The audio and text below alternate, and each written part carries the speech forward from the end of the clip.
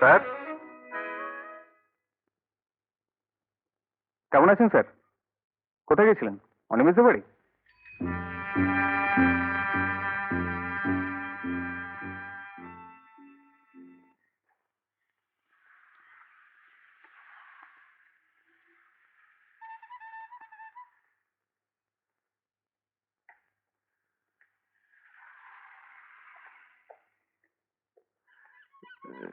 তোর তো ইনস্টিটিউটের সময় হয়ে গেল, তাই তো। কি কি খেলি? বাজারে তো করা হলো না।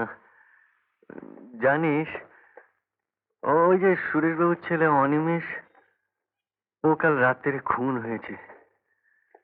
ওই যে যে ছেলে রাজনীতি ফাজনীতি করতো লেখাপড়া ছেড়ে দিয়ে। ও লেখাপড়া ছাড়েনি বাবা, হ্যাঁ? এমএ পড়তো। সুবিনয় মাঝে মাঝে ওর কাছে পড়তে যেত। ও তাই নাকি? কই, আমি তো জানতাম না। তুমি এত ঘামছো কেন বাবা? আজ ডাক্তার কাকাকে একবার ডাকি, তোমাকে দেখানো দরকার। না না, আমার কিছু হয়নি, আমি ভালো আছি। কেন মিথ্যে মিথ্যে ভাবিস? তুই যা, তোর দেরি হয়ে গেছে। বাবা, হ্যাঁ? তুমি মিহিরদার সঙ্গে কি কথা বলছিলে? খেমি? ও কিছু না, এমনি। যা যা, তুই যা।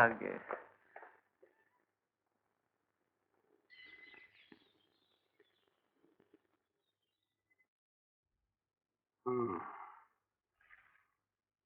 হুম স্যার, আমাদের গায়ের 3টে টিউব কলের মধ্যে 2টো অকেজো হয়ে গেছে। প্রায় 3 মাস হয়ে গেল স্যার।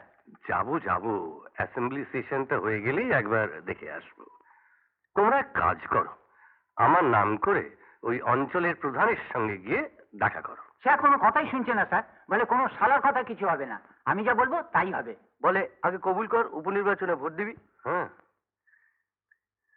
এসব অসভ্য লোকেদের নিয়ে এদের হাতে ক্ষমতা দিতে আছে। আমার ঘরে নিয়ে যাও, দেখি কতদূর কি করতে পারি। আমি বরং মন্ত্রী মশাইয়ের সঙ্গে দেখা করব। তোমাদের কি খবর বলো, তাড়াতাড়ি বলো, তাড়াতাড়ি বলো। স্যার, আমাদের হসপিটালে ওষুধ নেই। দেখো, এই ব্যাপারে কতটা কি করতে পারবো বলতে পারছি না। বাজে কথা বলার অভ্যেস আমার নেই।